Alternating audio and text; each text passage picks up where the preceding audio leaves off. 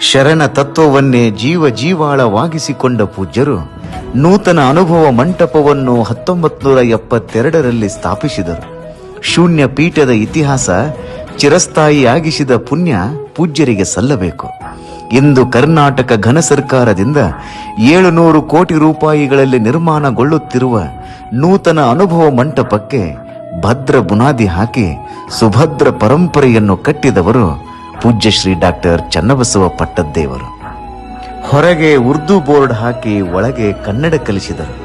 ಕರ್ನಾಟಕ ಏಕೀಕರಣಕ್ಕಾಗಿ ಹಗಲಿರುಳು ಶ್ರಮಿಸಿದರು. ಶರಣ ತತ್ವ ಪ್ರಸಾರಕ್ಕಾಗಿ ಟೊಂಕ ಕಟ್ಟಿ ನಿಂತುಕೊಂಡರು. ಶಿಕ್ಷಣ ಸಂಸ್ಥೆಗಳನ್ನು ಸ್ಥಾಪಿಸಿ ಸಮಾಜದ ಸರ್ವಾಂಗೀಣ ಅಭಿವೃದ್ಧಿ ಸಾಧಿಸಿದ ಸರ್ವೋತ್ತಮ ಸ್ವಾಮಿಗಳಾದರು.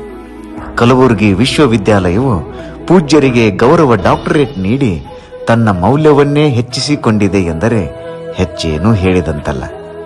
109 ವರ್ಷಗಳವರೆಗೆ ಸಂತೃಪ್ತವಾಗಿ ಬಾಳಿ ಬದುಕಿ ಈ ನಾಡನ್ನು ಬೆಳಗಿದ ಮಹಾಮಂಗಳ ಮೂರ್ತಿ ಪೂಜ್ಯ ಶ್ರೀ ಡಾಕ್ಟರ್ ಚನ್ನಬಸವ ಪಟ್ಟದ್ದೇವರು.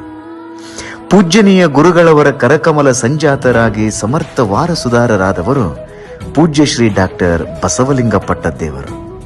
ವಿದ್ಯೆ, ವಿನಯ, ಪ್ರತಿಭೆ, ಪಾಂಡಿತ್ಯ, ಸದಾಚಾರ, ಸದ್ವಿಚಾರಗಳಿಂದ ಪೂಜ್ಯರು ತಮ್ಮ ವ್ಯಕ್ತಿತ್ವ